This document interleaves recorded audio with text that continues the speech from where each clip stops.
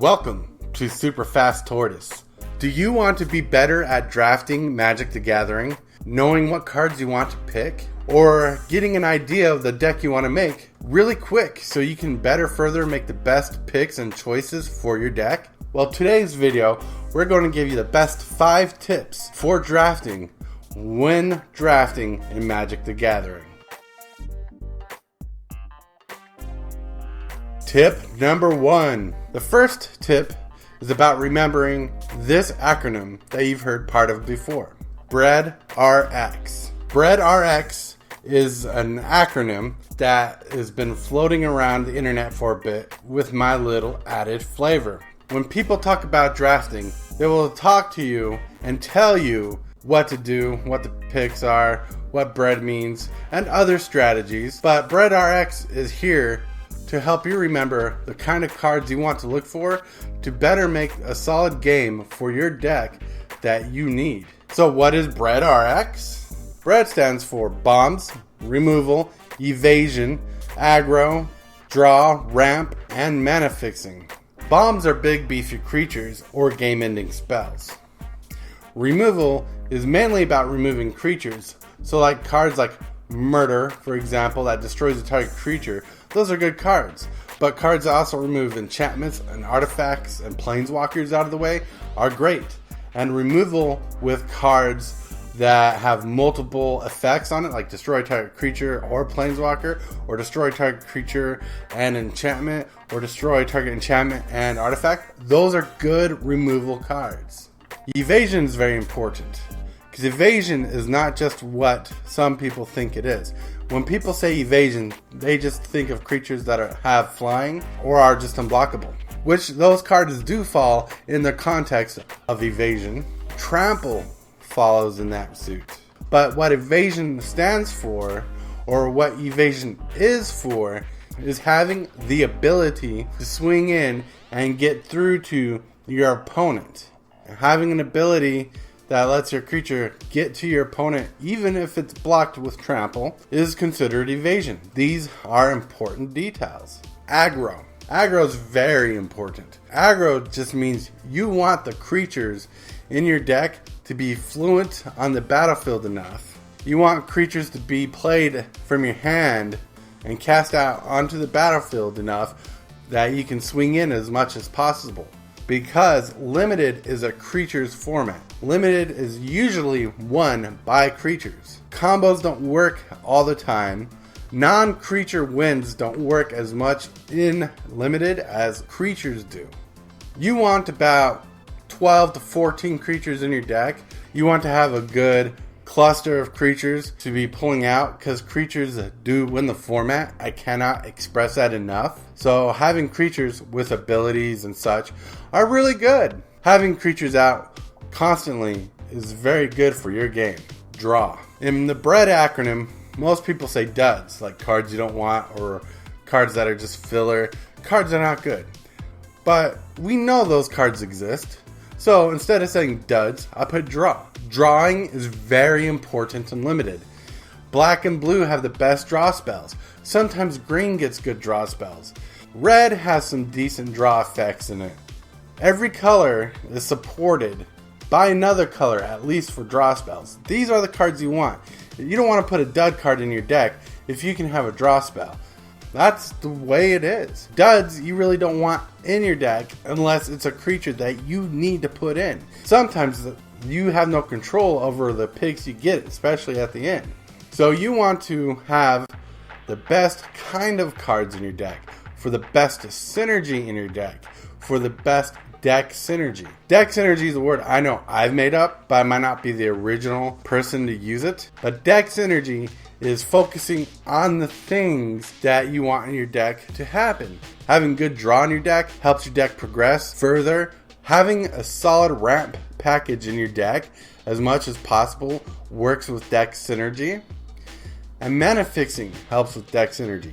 Deck synergy, in simpler terms, is just making sure your deck wants to run the way it should. And by having draw, ramp, and mana fixing cards, do this. And mana fixing is the last of the acronym. Mana fixing is the non-basic land that taps for 2 colors. Even low-rated lands like guild gates that come into play tapped, but add a mana of 1 or 2 different colors, that's really good. Guild gate kind of lands that come into play tapped are underrated. There's a reason why people want to have them. And sometimes getting that land is more important than getting one of your basic generic spells out of a pack. Because having the ability to fix your mana has the ability to get you to play your spells a lot more efficient, faster, and making your hand more accurate for the game. Tip number 2. How many spells to land should you have in your deck? This one's simple. 23 non-land cards and 17 land cards is your very basic low-end number. But my advice is feel good about adding up to 25 cards and 19 land. Sometimes that right there helps you last longer in a game, also giving you more options to put cards in your deck that you need, like mana fixing, or ramp spells, or draw spells, or removal spells that you picked up. Now, how many kill spells should you have in your deck?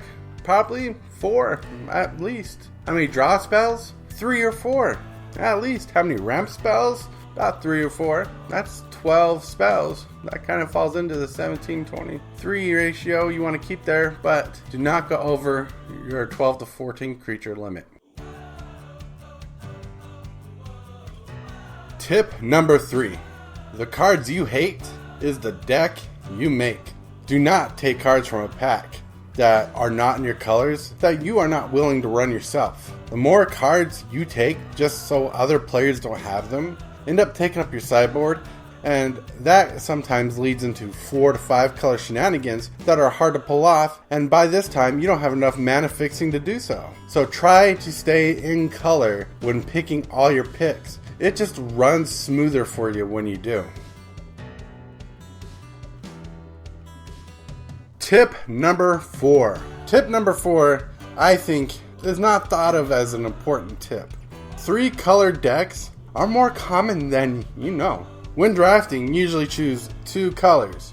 These 2 color decks that you want to make end up becoming harder to draft because your colors end up drying out later in the packs, so you don't get all the cards you want. Sometimes out of the 3 packs you're drafting from, they work out for you, but not all the time, because you only got 3 packs of everybody's packs, and everybody's picking cards out of them every time, that by the time you're done picking, you're going to have to splash a 3rd color. So this is where hating a card can be good for you.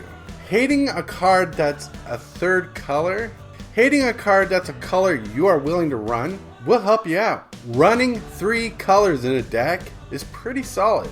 Sometimes helps you get that deck synergy you want. Sometimes that color you're not running originally, that 3rd color has better removal, or better draw, or better ramp. So don't be afraid to run 3 colors. Sometimes splashing the 3rd color is the better idea. Tip number 5. The first 3 packs. The first 3 packs are very important. There are 4 major criteria the first 3 packs are doing for you when selecting these cards. First pack, you're looking for a big bomby creature or the best removal. Second pack, you're looking to see if you're running a certain color or 2 colors. Third pack, you want to see if there's removal or ramp or draw in the colors you're going for on top of the bomb that you're wanting. And in these 3 packs, you're looking for 3 game-ending cards, all while seeing what the best cards in those packs are about. The faster you get into your color identity, the easier it will be for you to make your picks. When choosing a color identity, you're usually trying to stick in 2 colors. Figure that out first. The 3rd color that you'd be selecting in later will become easier for you to make choices. You'll know what kind of effects are lacking in the 2 colors you choose. So, for example, if your colors are green and white, you know green has good ramp and big creatures, and white has small creatures, but it lacks in drawing. So you'll probably go black for that ping life damage draw, or blue to get that draw, and both of those colors have really solid removal. black especially. And that's just a small sample of the process your brain is going through when you are selecting cards from the first 3 packs. And that was 5 tips for drafting for new players. Tell me, did you learn something new? Get some insight in what you want to do when drafting? Does that help with your cube decisions? Do you play cube? Have you played cube? Well, out of all these comments, let me know in the comment section below.